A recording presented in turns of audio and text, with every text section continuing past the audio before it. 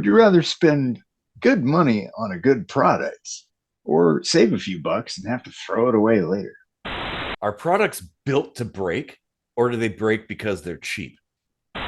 Things aren't made the way they used to be. Would you rather? Hmm. Straws!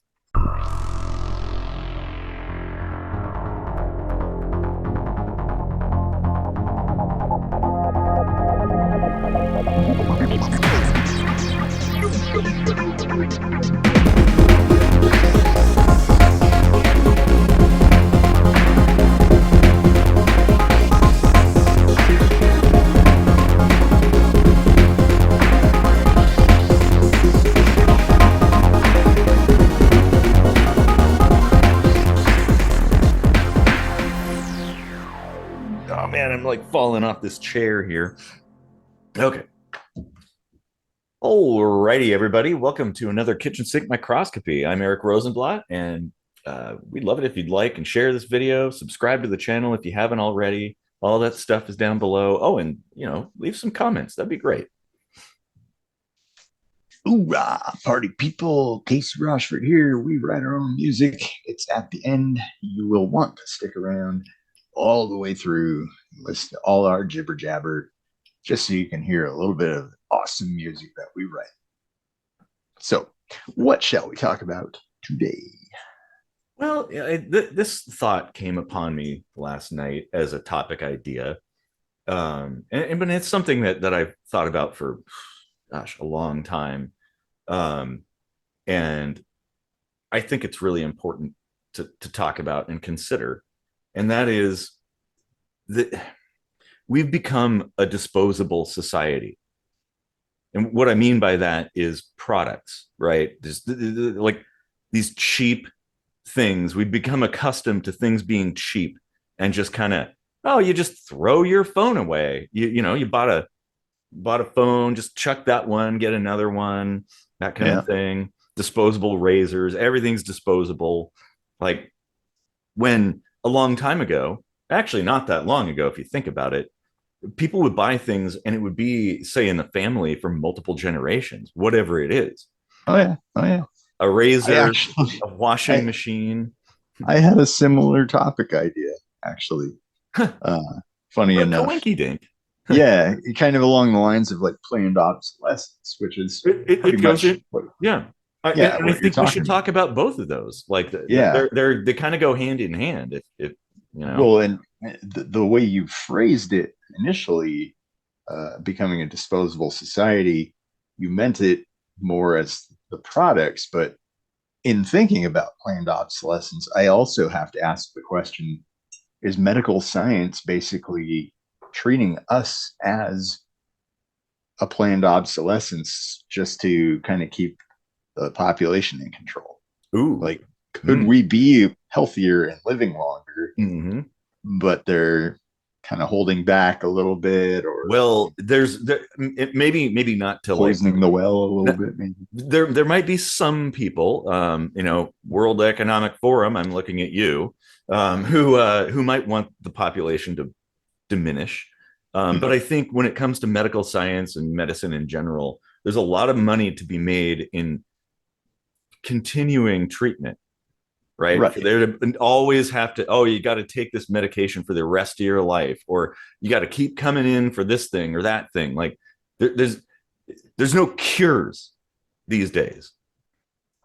Yeah, I mean there are, but yeah, it's I mean it's a complicated thing. Like I actually kind of fall more on the side of the fence that thinks like they're actually doing the best they can.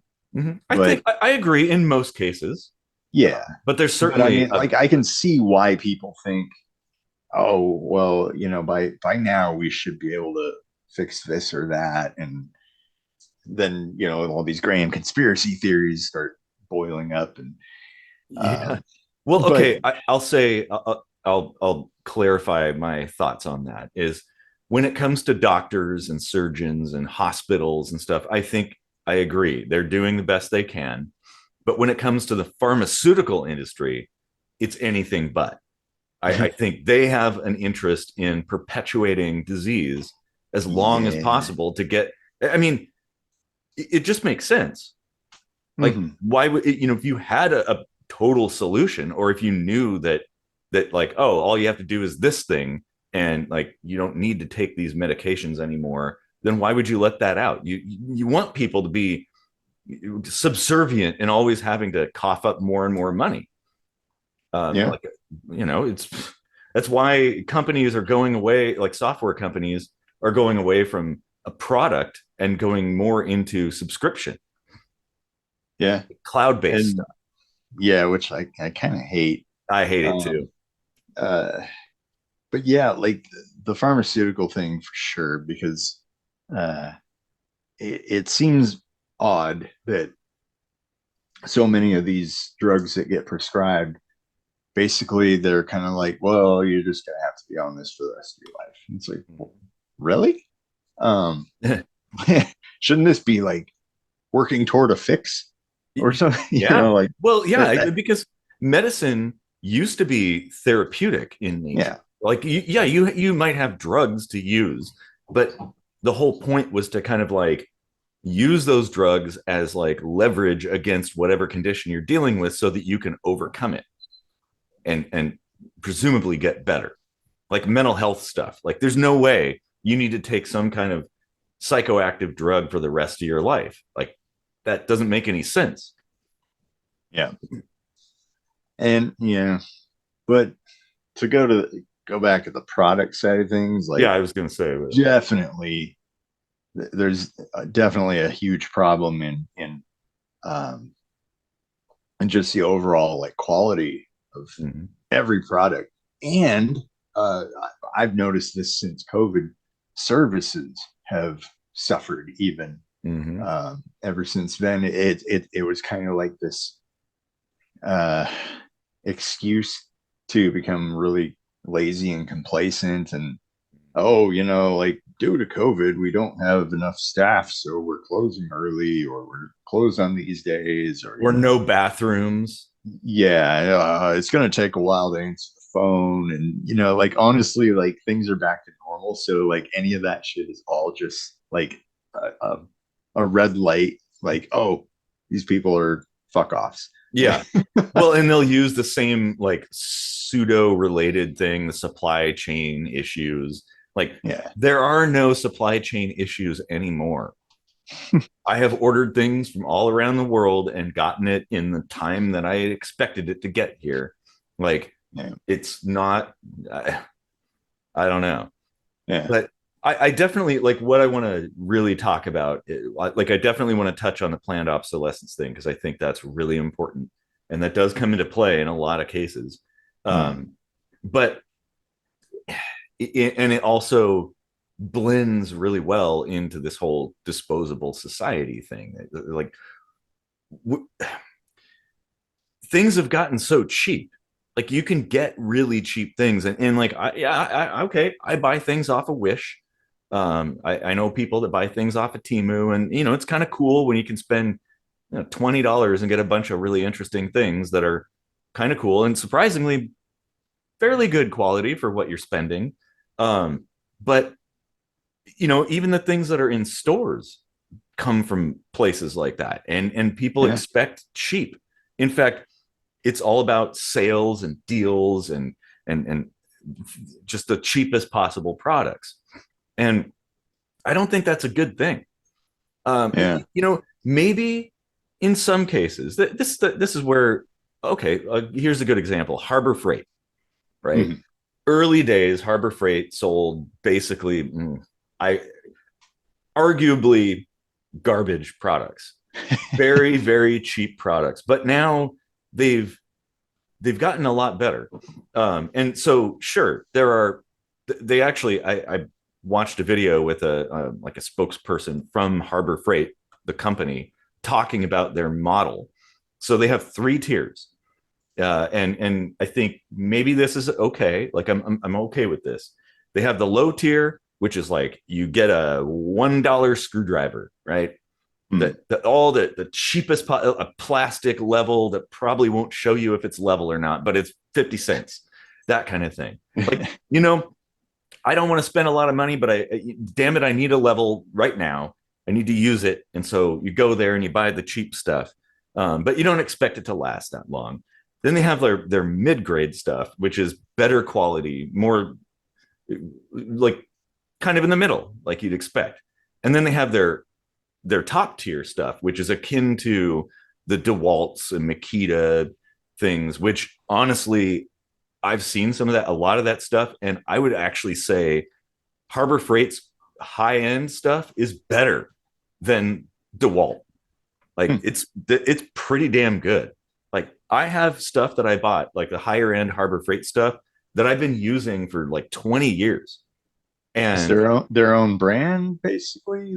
pretty Like much, yeah, yeah. they're actually, well, that makes sense then, because like that's a really smart model to have, Mhm. because like you can appeal to every crowd, Yeah, and bring in all that business, and have all that extra profit building up from the stuff that you're like saving money on producing, and put that toward producing really awesome products for the few people that want to pay that much yeah, for it. And yeah, like, and of course, like, you keep them coming back by becoming a dependable, reliable brand.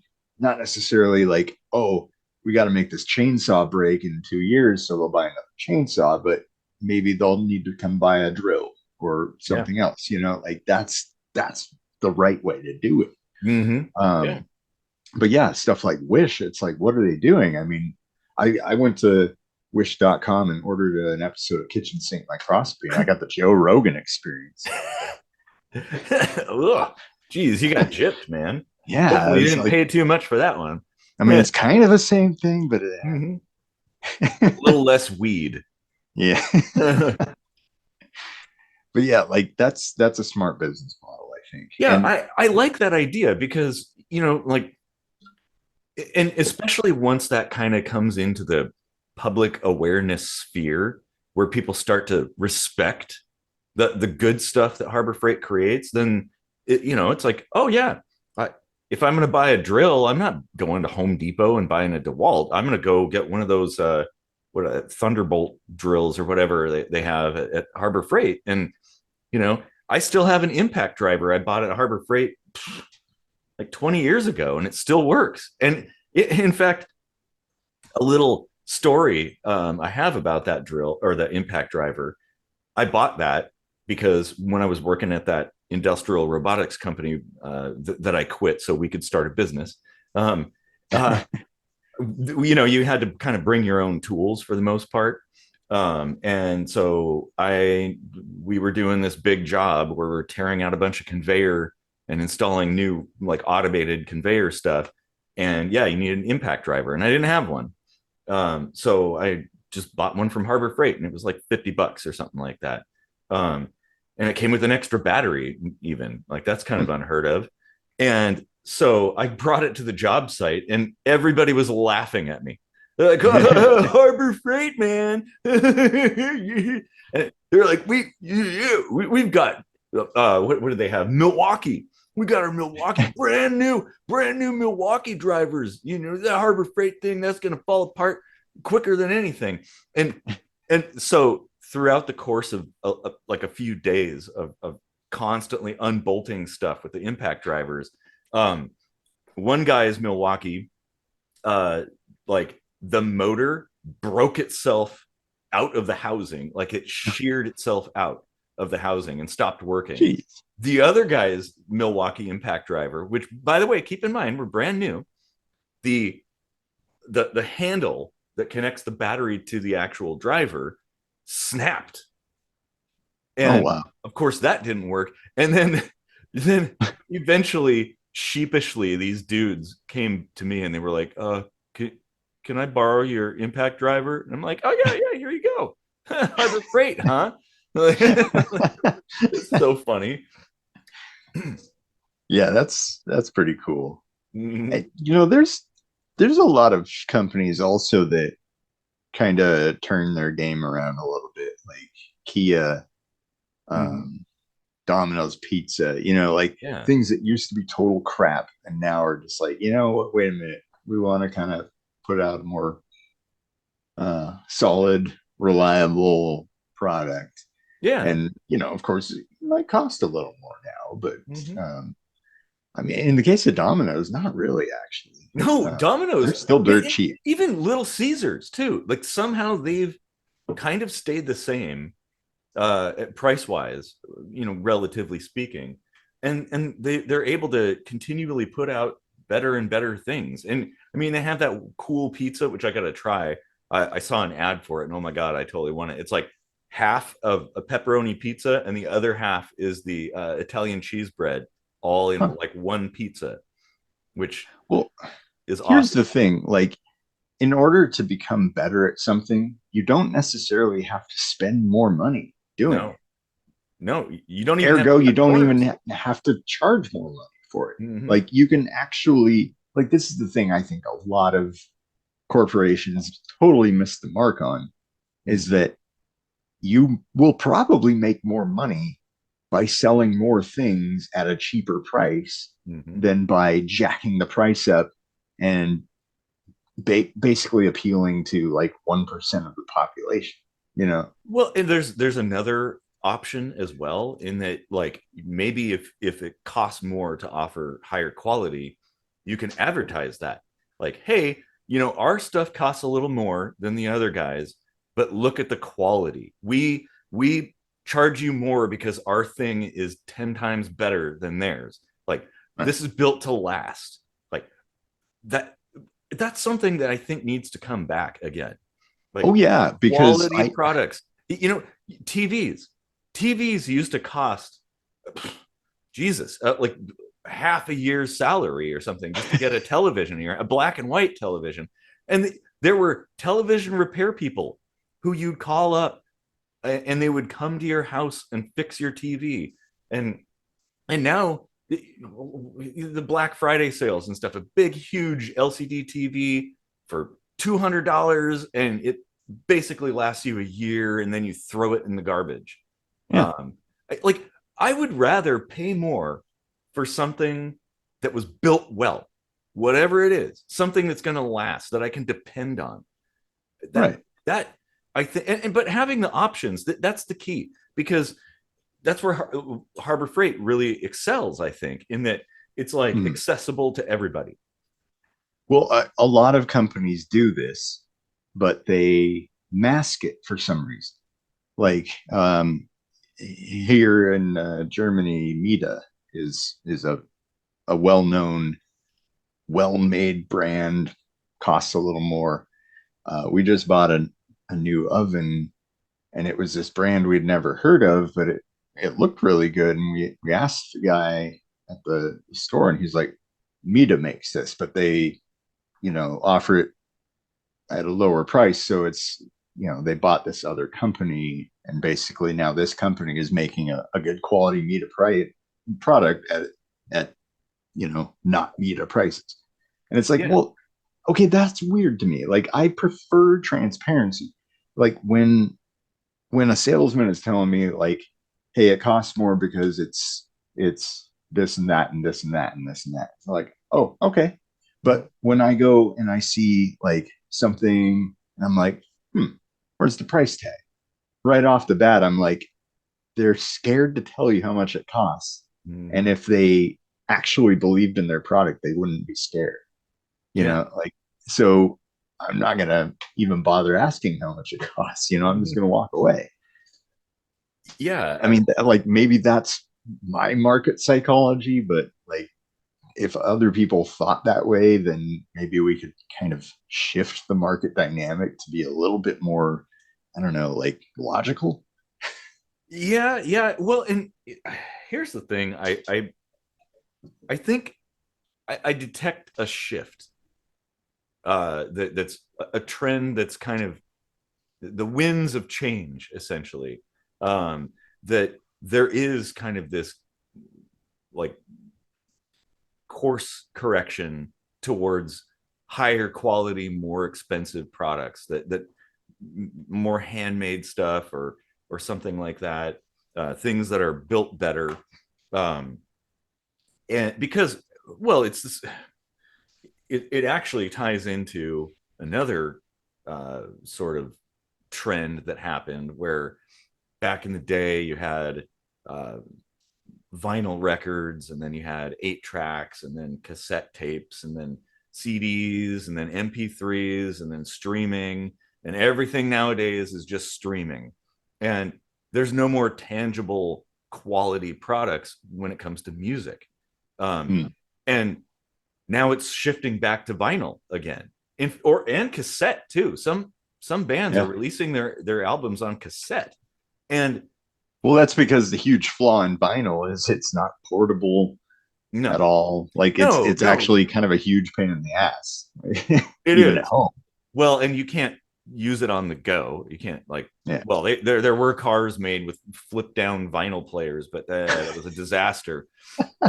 But from a just a intimate sitting at home listening to music, when you're doing that, there's something really cool, and it's also something really cool about possessing something that you can hold in your hands. Hmm. That's thoughtfully created. Where it's like if it's just streaming, like it has no value. If it's an I MP3, it's I just a remember file. going into department stores and there'd be like the boombox section where you could Mm. like crank the stereo up and listen to the quality of the speakers and stuff, and you cannot find that anymore. No, Like no, there's you no. might find one or two of those, and they're just like nobody even puts any effort into making them good anymore. Yep, Um, yeah, it's kind of sad. it is, but I see it changing. It's slowly, Hmm. where we've had for so long, we've had products that are shit, terrible quality, cheap products that barely do what they're supposed to do and break at the slightest gust of wind, essentially. And I think people are starting to get fed up with it, and starting to realize, hey, you know, maybe if I spend a little more and buy this next tier product, or even like, okay, well, my personal motto is, when you're going to buy something important, buy the best product that you can afford to buy. And sometimes that means buying used, right? You can, sure, you want tools, you could buy Snap-on, and those are generally pretty good. I don't think the price justifies what they are. But like, you can still buy used Snap-on tools, Hmm. and you can get them at like, well, sometimes thrift stores, but usually pawn shops or something like that. You could buy old Craftsman tools back when they were actually made in the USA and made quality. Um, Before like, Sears bought them. well, it was always a Sears thing, but like, yeah, it really fell apart in the 2000s. Hmm. And yeah, now anything, well, Craftsman's all but dead now, which is too bad. But that's the thing. We need a resurgence of that, where you Yeah. have heirloom tools or technology or products, like a chair that isn't built out of old pallets or something like they are nowadays. Like, hey, how about something that was actually put together by hand by somebody? Doesn't matter where.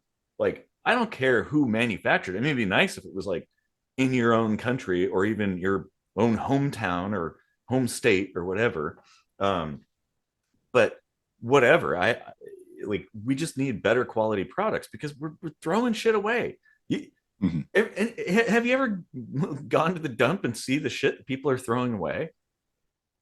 It's just, Yeah, I mean, like from an environmental aspect, we should also talk about that too. yep. Like this whole obsolescence uh, epidemic that we have Mm-hmm. of things just not working anymore and having to be thrown away. Like that's, I mean, sure, maybe you could recycle some parts, but like you're just getting into like kind of frivolous, wasted effort. Like if it could have been built better and built to last longer, it should have been, rather than being like, well, now we can just recycle things. And like, Mm-hmm. like when it comes to conservation of energy, you're totally just throwing everything away, like Well, total yeah. waste. When it Like, comes to recycling, there's a lot of like uh, a lot of lost energy there.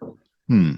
That But even like even all this like production, like, oh, now that things break every 2 years, we've got to ramp up production and keep things coming, and spend more on research and development to make sure the next thing is even cooler but shittier Mhm. than the last thing. Yeah, exactly. Well, and It's that's what's ridiculous. so sad about it too is the we built these automated construction systems, and which in theory should make things higher quality, more precise machining or whatever. Um, so we could have very high quality products not now that are produced fairly efficiently, and but it's like instead of instead of making things better, it's more this kind of, I guess, direction to make things faster and cheaper. Like, Hmm. okay, I mean, there's a room, there's a place for that for sure, because not everybody can afford to spend, I don't know, $300 on a belt, right? You got to have your $20 belt for people that don't make a lot of money. But even then, this is the thing. Okay, here's a good example. I used to buy back in the day. I didn't make a lot of money, and I would buy $20 shoes from Walmart, and they would wear out really fast. Like I'd be lucky to get through a year with the $20 shoes. So I'm constantly spending $20 like every 6 months or whatever to buy a new pair of shoes, going through shoe after shoe after shoe. And one day I thought, what am I doing? Well, maybe I should just, I happen to have a little extra money, and I went to Walmart to buy shoes because my shoes are falling apart. And I bought the expensive shoes that were like $100. They were boots actually, and what do you know? They lasted me like 2 years, Hmm. and ever since then, I realized, I'm actually saving money by spending more on a product because I don't have to keep buying it over and over and over again. And not only are you throwing things into the dump essentially, but you're also inconvenienced by having to travel to go buy another thing when that thing fails, and Hmm. you got to shop around, and maybe they don't have the thing that you need. There were times I went to Walmart and they didn't have my size of shoe in the cheap shoes, so I had to go to another Walmart to get the cheap shoes. And it's like, well, if I just spent $100 and it lasted me 2 years or more, I mean, now I have shoes that were $80. They're like police duty boots that I got, and they were $80, and those things are probably going to stick around for 5, 6 years now. Like Yeah. that. That's the way. That's kind of the mentality shift that we need, as far as I'm concerned, because it benefits everybody. You have a better quality product. Um, it encourages companies to focus more on producing quality products, and also you're not having to drive to a place and get another thing, and you're not putting that thing into the earth when it fails. Yeah. Huh. Yeah. Well, I mean, there's other benefits to spending a little more too, and that's uh, when it comes to shoes, for instance, that's wear and tear on your own body too. Like Yeah. if it's put together better and more comfortable, it's saving your own joint health. Mm-hmm. Let's say, like the impact on your joints and stuff like that. Like these are things that people don't really think about so much. Mm-hmm. I mean, at least not in younger years when it's not hurting all the time. Yeah, yeah. But I definitely like pay more attention to stuff like that now too. Mm-hmm. Like clothes. Used to just go buy like cheap ass clothes, Mm-hmm. and then they like you wash them a couple times, they like don't fit right anymore, and they're all Fade wrinkled, and yeah, they or fade, holes. holes, and Mm-hmm. like, and then I moved here to Germany, and there's this like company Engber's, super expensive clothes, but they have every now and then, like twice a year, super super great sales, and I just stock up on a bunch of like high quality clothes for pretty much the same price I was spending on cheap ass clothes, Yeah. and they last longer, they look Actually, nicer, they're more you comfortable. know what? Thinking about it too, this kind of shift, if we were to travel down that direction, would also generate new jobs, or well, regenerate old jobs that used to exist. Because down the road from Mm, my house, there's a shoe repair place, which is only open for like an hour a day or something. They barely function. But that used to be all over the place. People would buy shoes, and yeah, it would be really expensive to get a pair of shoes, but they would last a long time. And when they start to kind of have issues, you'd take it to the shoe repair place and somebody would fix them up. And same thing with clothing. There were places to repair clothing.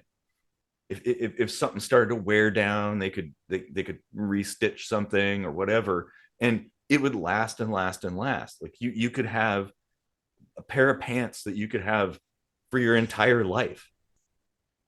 It, yeah, and that, wouldn't that be awesome? Imagine that. Like, oh yeah, yeah, well, I did spend $500 on this pair of jeans, but they've been lasting forever. And now that things are starting to wear, I go down to that shop down there, spend $50, and they fix it right up, and good to go again. Like, yeah. uh, you're not buying a whole bunch of things over and over and over again. Uh, Yeah, that's a good point. May, like creating jobs where uh, you're maintaining mhm. equipment, maintaining clothes, products in general, or adapting them with change. Like say, oh, I really love this pair of jeans, but I put on a few pounds. Well, somebody can just let it out a little bit. You Yeah. know, Mm-hmm. um, Or say in the case of TVs or something, right? You have a TV, and then the standards change, like, oh, it goes from NTSC to ATSC. So maybe there's a TV shop that change is happening, and they've pre-ordered a whole bunch of these modules, and they just stick them in your TV, and boom, away you go. You still have the same TV, but now it works with the new system. Or car stuff or whatever. mm, Cars are like that too. They're so poorly made these days, just terrible, and they're so expensive. Like, what the hell's going on? yeah, yeah. I mean, we just had to buy a new car. Went with a Hyundai. Uh, Mm-hmm. it's a model I don't think they have in the U.S. Mm-hmm. Since all the cars have to be a little bit smaller over here. Yeah. I mean, overall, it's a really good car, but like there's all these safety features, Mm-hmm. and EU regulations make it so that you can't like disable these permanently anymore. Mm-hmm. And you know, the whole like steering taking over on its own Yeah. is actually kind of dangerous and stuff. So like I feel like a lot of these like improvements to products are actually a huge bane. Well, Um, for at the very least, it introduces more points of failure, right? You add more right. complexity. Well, then there you go. It, That's yeah, engineering 101 right there. yeah, It's pretty much. I mean, like, and uh, it's actually illegal here to let your car idle, mm, even if it's like cold in the morning and you want to like defrost. That's illegal to just like let it warm up and stuff. But I mean, correct me if I'm wrong. Maybe they've figured out a way around this, but running a cold engine is actually bad for your car. yeah, it is. Uh, you know, and shutting it off and turning it back on is using more fuel than idling for a few seconds, Yeah. right? Yep. So, how much actual conservation is happening from these policies? Probably not Less, much. And right? really, you do want to let your engine warm up a little before you start to drive. But when you can't let it idle to warm up gracefully, well, there's an incentive to just get in it, turn it on, and start driving so it'll warm up fast. And that puts a lot more wear and tear on your engine. And I'm not sure entirely, but I have a feeling, like it's my spidey sense telling me this, that driving on a cold engine, putting that kind of strain on it, produces a lot more bad, noxious stuff. That if you let it come to room temperature, so to speak, Yeah. before driving, that the emissions are going to be more stable than if you just start it up and start rolling, you know? Well, I think there is some science to that because I remember back in the day when we still had to like do emissions in Washington. Mm-hmm. And actually, we had just started doing it. Mm-hmm. And I had a 77 GMC van, kind of an old clunker. Mm-hmm. And they told me, like, before you get your emissions done, drive around on the freeway for like 15 minutes, like get it good and warm, get the idle Mm-hmm. RPMs down nice and low and stuff. And that's where you want it. And Yeah. it's like, well, okay, what changed? Um, Well, why are emissions better when you've warmed up the vehicle back then and now they're bad hmm. to warm up? Like Well, that I can doesn't say make one sense. thing in that I'm pretty confident that the efficiency of a catalytic converter is best when the engine's warm. When that cat is warmed up, it does a much better job of doing the conversion that it needs to do than if it's cold. Hmm. So it would make sense to kind of let things idle and gracefully warm up a little bit before Yeah, you're punching the gas and hitting the freeway right. and stuff. Yeah, if you're idling, you're not stepping on the gas, so you're No, not no. like introducing that much, um, fuel to burn. Mm-hmm. And it gives it a Uh, chance to, come up to temp, so its efficiency is as best as it can be. I And wonder what the there's studies on this are like. Like from a scientific point of view, I would really like to see the methods of their tests now well, when it because comes to legislation, science doesn't come into play ever.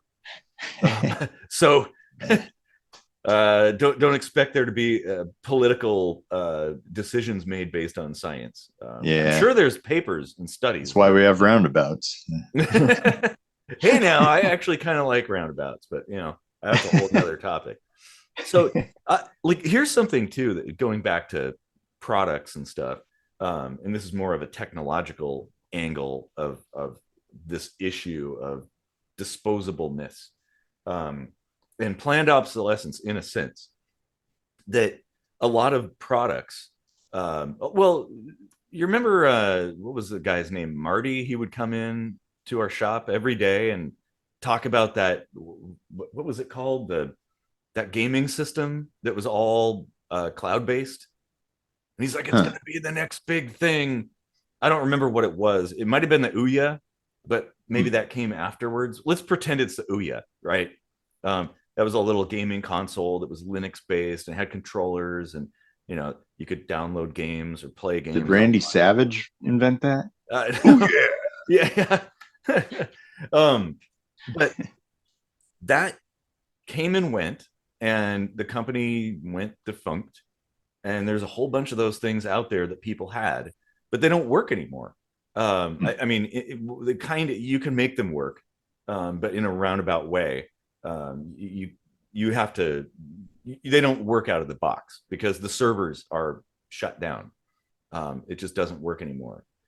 And there's also things that rely on subscriptions, where if you buy a product that somebody subscribed to, it doesn't work for you, that kind of thing. You can't just hand something off to somebody. They have to subscribe to be able to use it. And like anytime a company shuts down, the thing that they had, whatever it is no longer functional. And I don't like that. I want something that's self-contained, that, like, an old NES, right? An Yeah. NES that was sold back in 1986, still, well, with a little bit of modification, still works today. You're not dependent. If Nintendo disappeared, that NES would still function. But if Nintendo disappeared today, your Nintendo Switch might not function because it's dependent on constant connection to that system. And that's another issue with technology and the direction companies are going. Yeah. Yeah. Like gaming, even like actual programs like Word and Excel Mm-hmm. have all moved into this like subscription or, like pay to play or, Mm-hmm. if you want to like advance in the game at all, you've got to like purchase ruples In-game or whatever, currencies, yeah.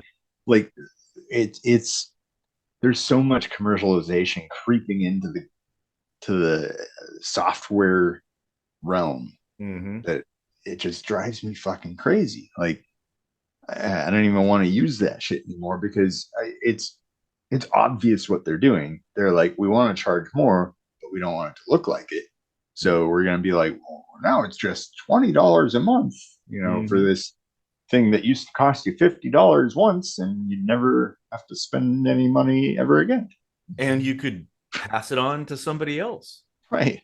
You played Legend of Zelda 20 times over or whatever, and you're like, okay, well, I'll sell it or trade it with somebody or whatever, and it would still function. Yeah. And I mean, this with music too, and streaming and all that, like creating like sky high concert ticket prices and stuff.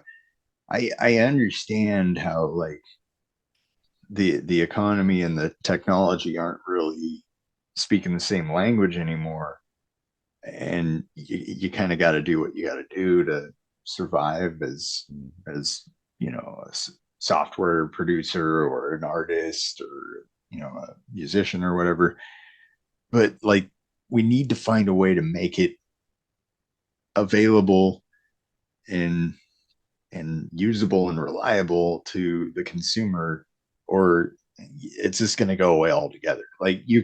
you can grasp at straws all you want, but like jacking up prices, charging subscriptions, reducing the quality, things like that are never going to be a long-term answer.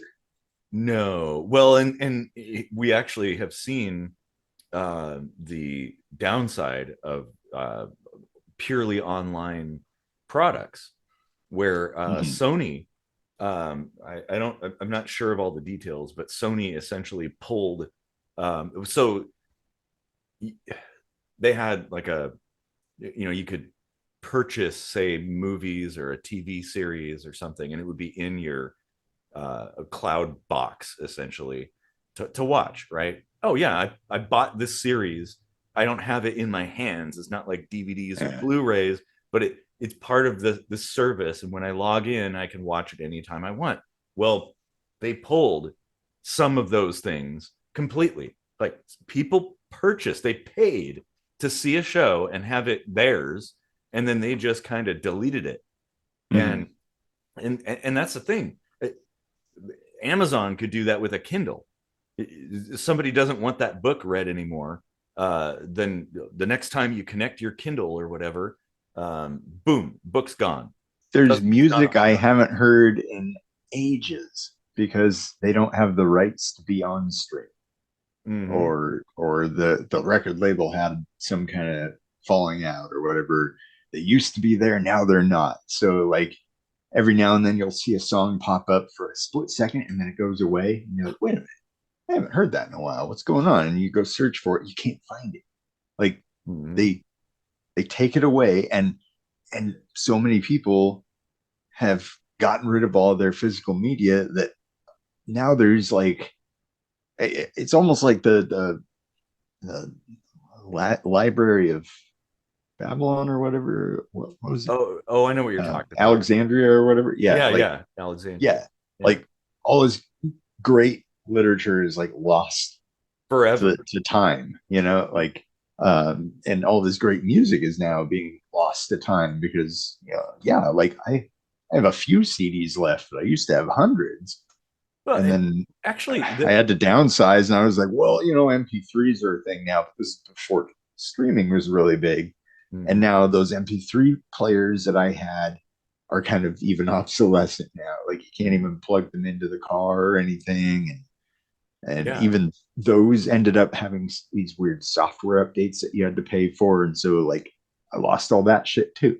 You Mhm. know, it's Well, it's and frustrating, you know. having a backup out there of these things, and well, I'm sure everybody knows my views on copyright and all this licensing shit, Mm-hmm. but it's important to have an archive of some of these things because they might disappear. Doctor Who is a good example. The first and second season of Doctor Who, and we're talking in the 60s, black and white, old Yeah. school, original Doctor Who. Um, they had the film stored in the BBC archives or something, whatever. There's this building where they housed all this stuff. A fire broke out and all of it was destroyed. Oh, The geez. only remaining copies of some of those episodes were ones that were recorded to videotape way back in the day, and it was only by chance that they were recorded. Wow. So there's a whole chunk of Doctor Who that nobody can watch ever again. Damn. Yeah, and I'm Uh, sure there's probably other things too that went up in flames with that oh yeah. that will Oh never yeah. ever exist ever again because there was only one copy and it was controlled by one party. Well, even some of the music I've written has disappeared like that. Mm-hmm. Like I still hunt to this day for some of the first songs that I ever wrote, Mm-hmm. like over 20 years ago. I have no clue. Like they must be saved on some hard drive somewhere. I've got stacks of them now that I brought from my dad's house after he died. I was like, maybe they're on one of these, and I just got to find the time to like sift through all of them. Oh, geez.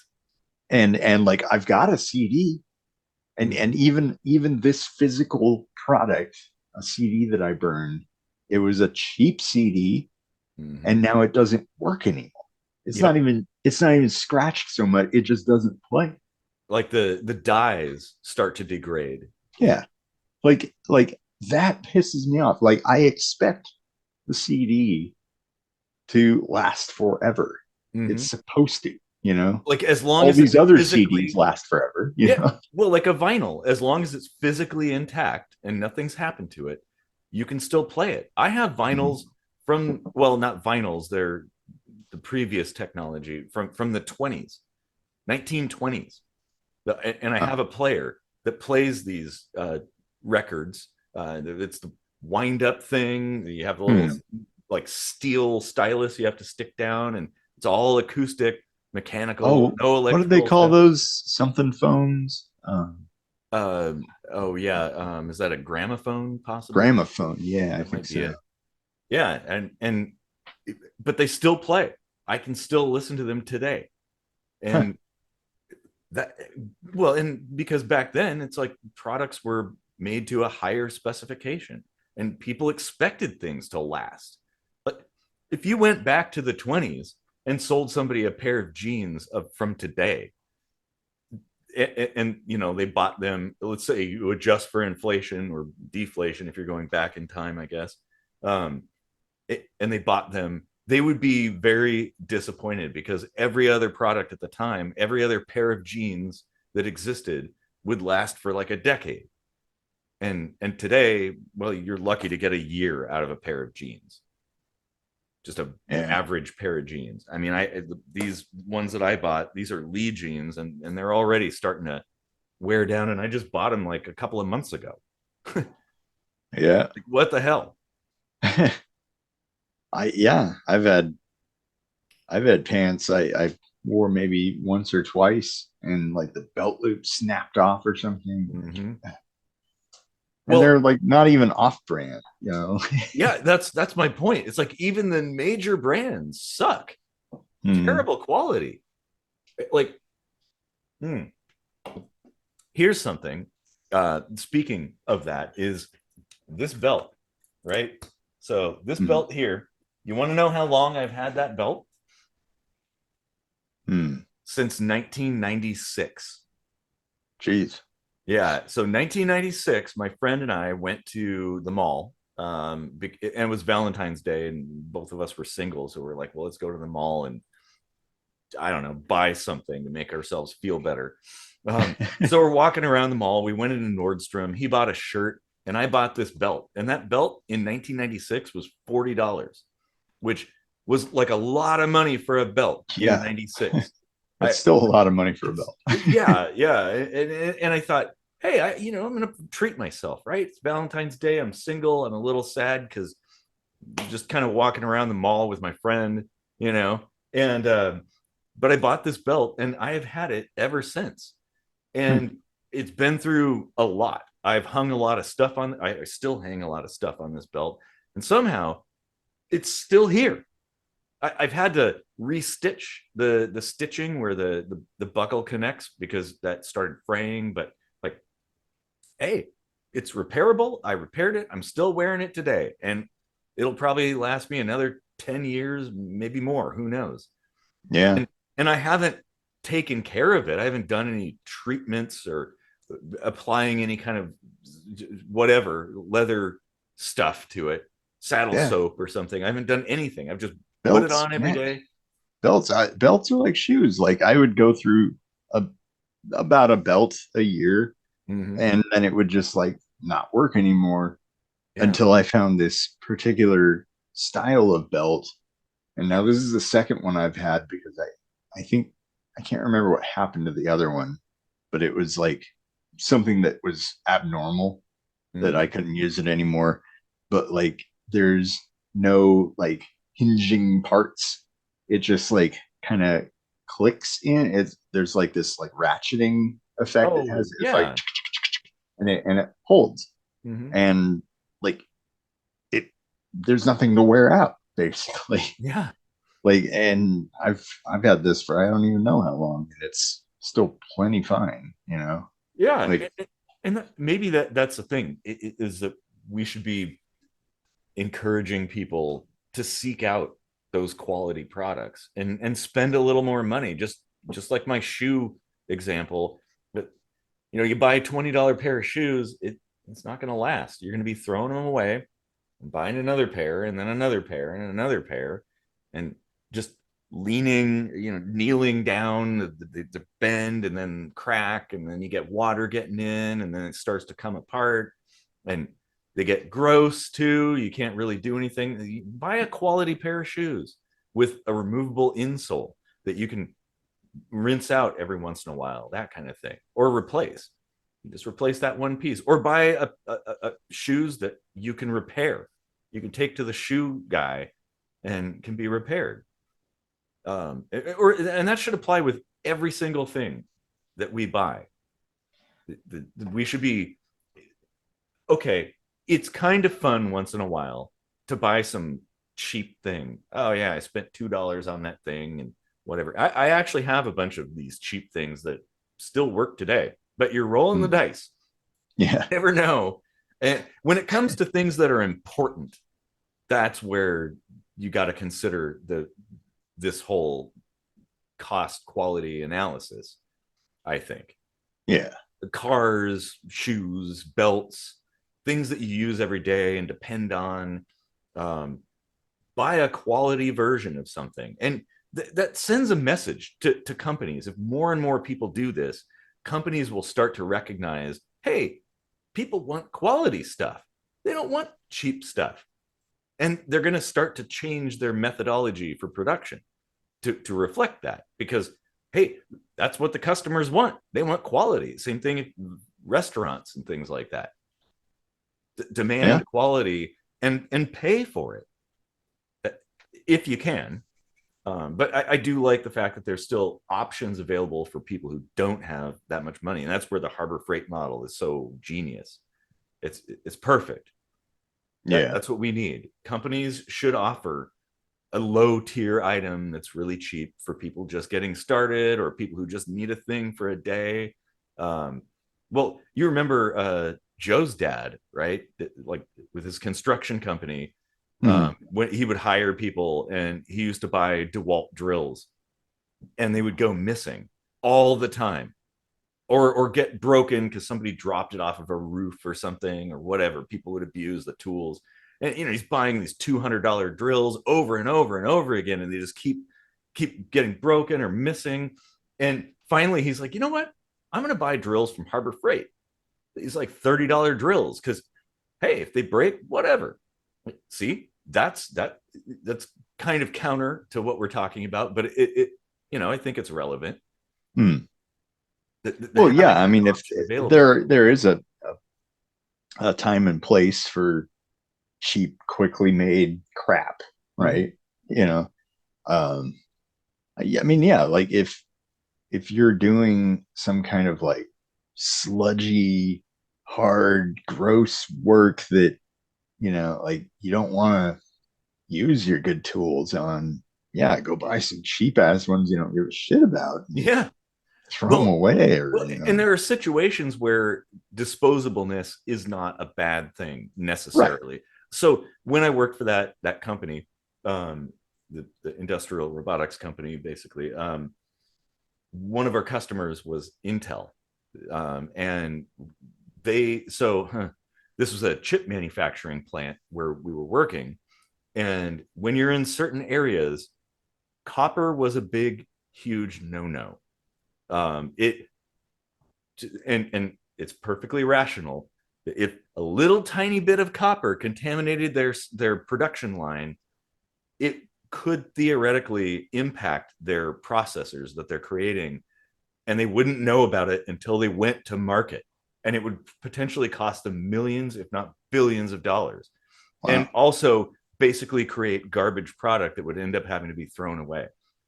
Mm, So they were really strict on absolutely no copper in these areas. So if you had to use a power tool, um, you had to tape off all the air vents with electrical tape and stuff, so that nothing like a little fleck of copper couldn't fly out of there, because it does from time to time, huh, which would of course burn out your tool if you're using it hard. So essentially, if you went down into one of these areas and had to use this tool, you'd tape it off and stuff, and they would buy you another tool. Like, okay, well, whatever that. Okay, we'll send you money, reimburse you for that tool because it's probably fucked now because you taped off the air vents, um, and that makes sense. That's a rational, disposable yeah. situation. What happens if you get cut and like a little bit of blood gets into the system or something? And Well, you're supposed to be wearing a bunny suit, so oh, um, oh man. if you get cut through that, well, yeah, you've been doing something wrong. It Wow. Hmm. was an Yeah. interesting place to work, but yeah. Yeah. I mean, like disposable things definitely do have a place. Mm-hmm, And I don't think that would ever change. mm-hmm, And so a lot of these pledges to become 100% this or that by 2030 or 2040, mm-hmm. like, I don't know. Like, I, I can't, I can't wrap my head around how that logistically could play out, Well, you know? because it can't. It's Yeah. impractical. It's illogical.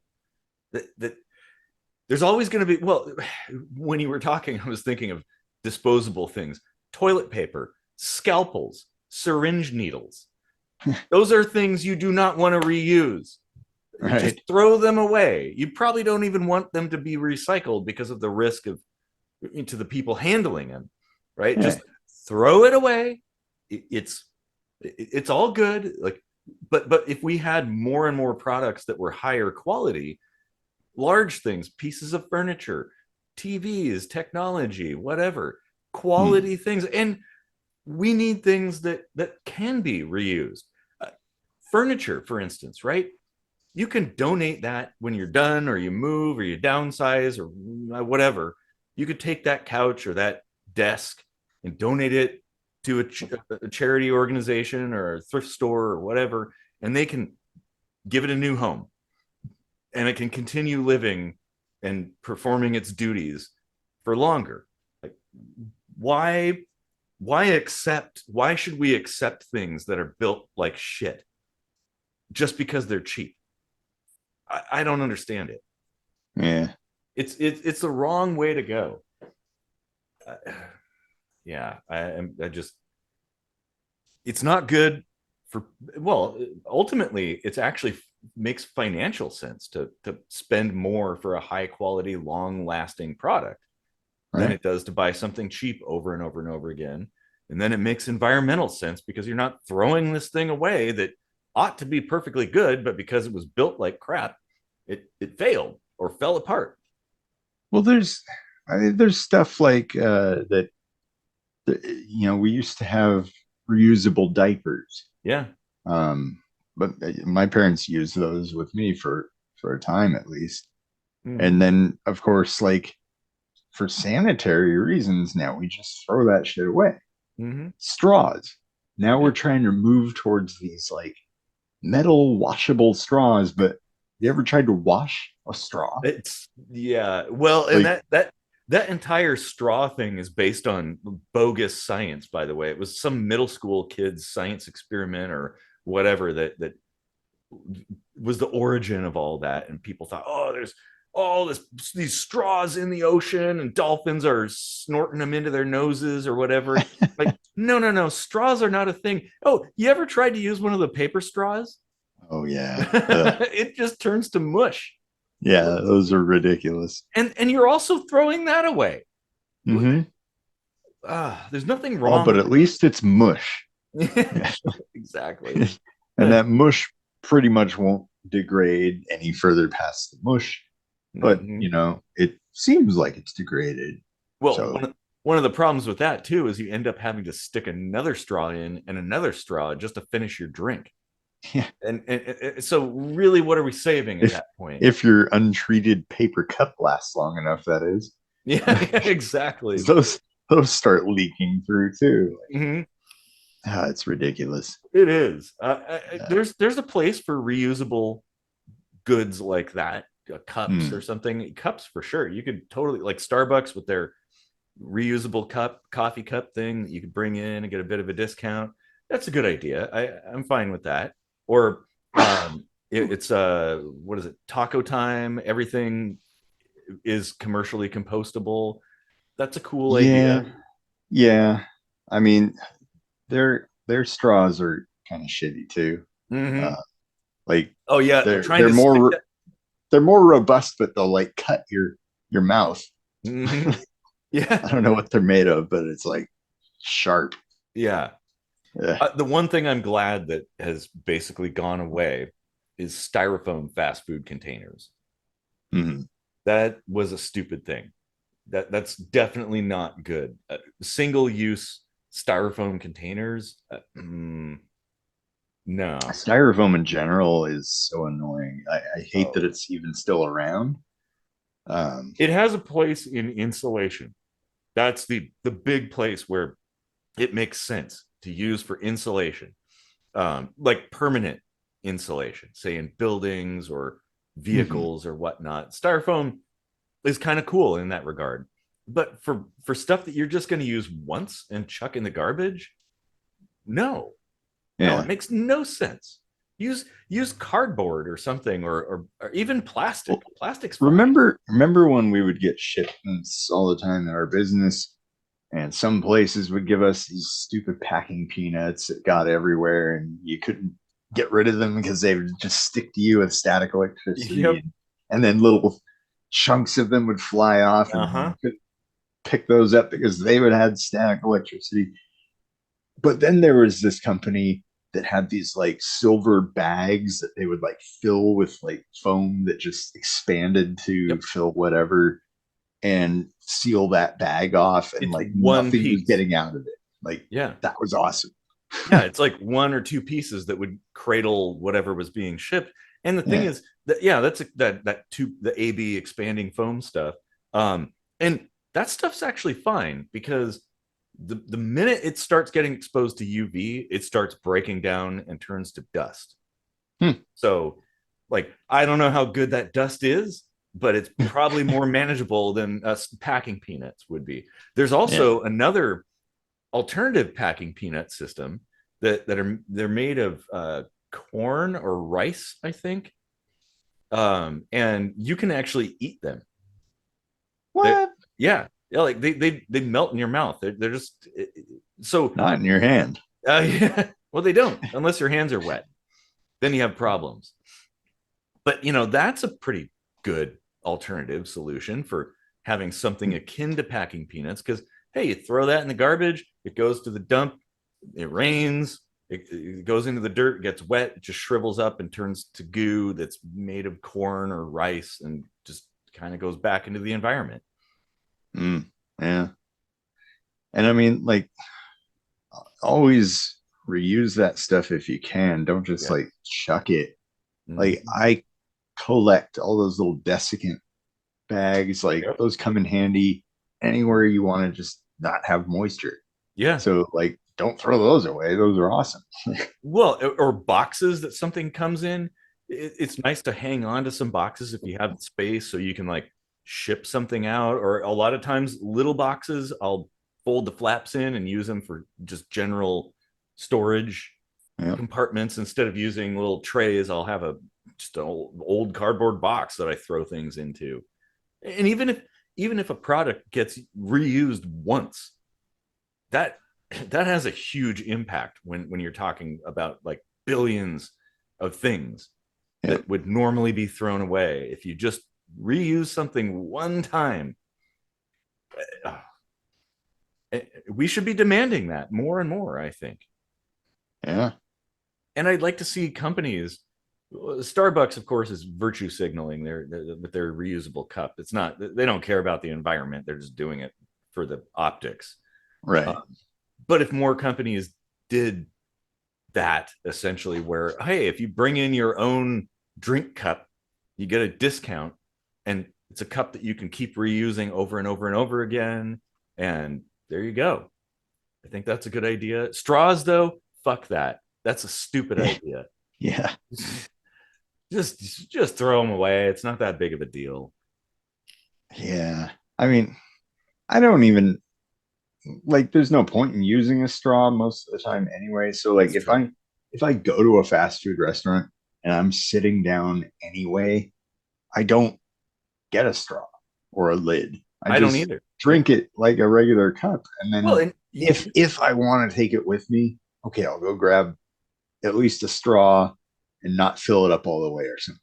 mhm. Like I'm trying to like use less at least, but Well, there's yeah, another alternative too, in that companies can, instead of putting the lids on with the straw hole and like the little push down button things, if they made it more like a sippy cup cap, so you don't right. need a straw. It just has a little slot that you drink through, which is actually kind of better if you think about it. Some places do that, Mm-hmm. like little, hole in the wall grease ball burger places. I've seen Mm-hmm. do that, but they're usually sticking it on a styrofoam cup for some reason. Oh yeah, yeah, there you go. Back to the It's like, styrofoam. Hmm. okay. But coffee cups do that. Yeah, yeah. I Yeah, mean, that's the thing. Is these all these little things add up, and we don't, the way things are going, there's this whole kind of mentality of an impending doom or disaster and stuff, and I don't really buy that, but I still think we should be doing things to improve the situation. um but like, all these little things are going to add up, and we don't need to do everything. We don't need to get rid of gas powered cars. We just need to change a few things. I don't know. Hey, how about not go to war? you right. know Maybe that. um it, there, there's a lot of things we can do, and we should be expecting that, and we should be demanding higher quality products, even if they cost more, because ultimately they cost less in the long run.